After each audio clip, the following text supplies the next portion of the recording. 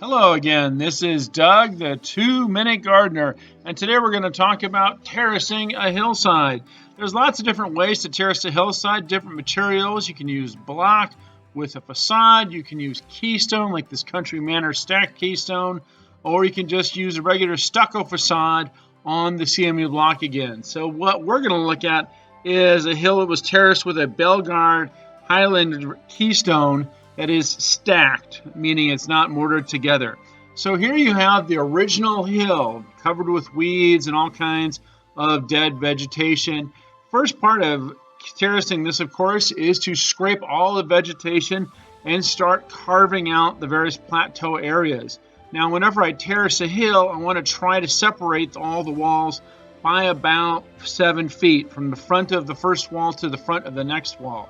The next important part of it, after you start removing all that dirt, is of course the footings. Now, follow the manufacturer's specs on your particular material.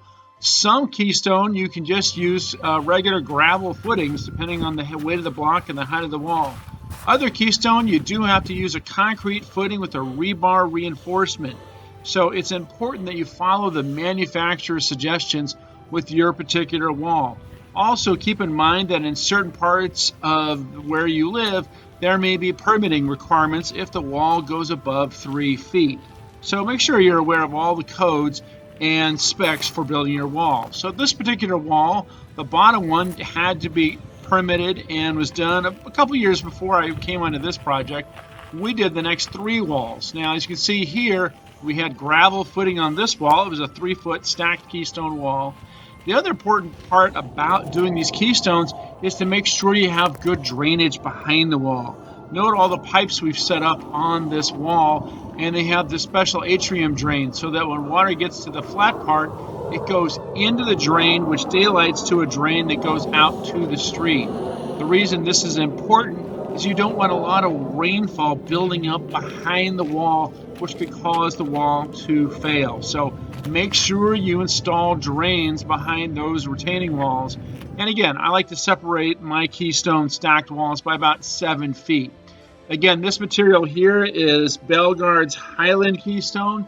It is pretty darn heavy. Each one of those pallets weighs a ton.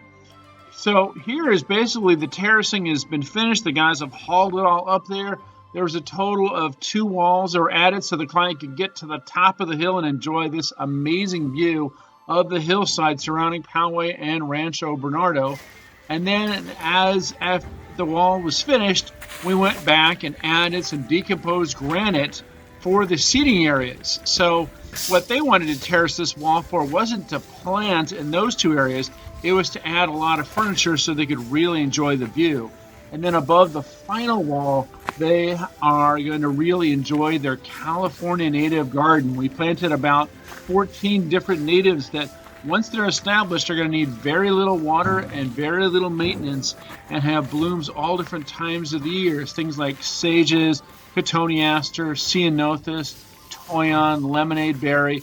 A lot of wonderful Southern California natives are going to be on this hill. So that's a really quick little video on how to terrace a hill. Make sure you follow those manufacturer instructions and stick to the recommended height for your particular material with your wall. Well, that's all for now. This is Doug, the 2-Minute Gardener, saying thank you so much for watching this video on how to terrace your garden. Make sure to hit like and subscribe to see more of my videos, especially the how-to series. Thanks again for watching.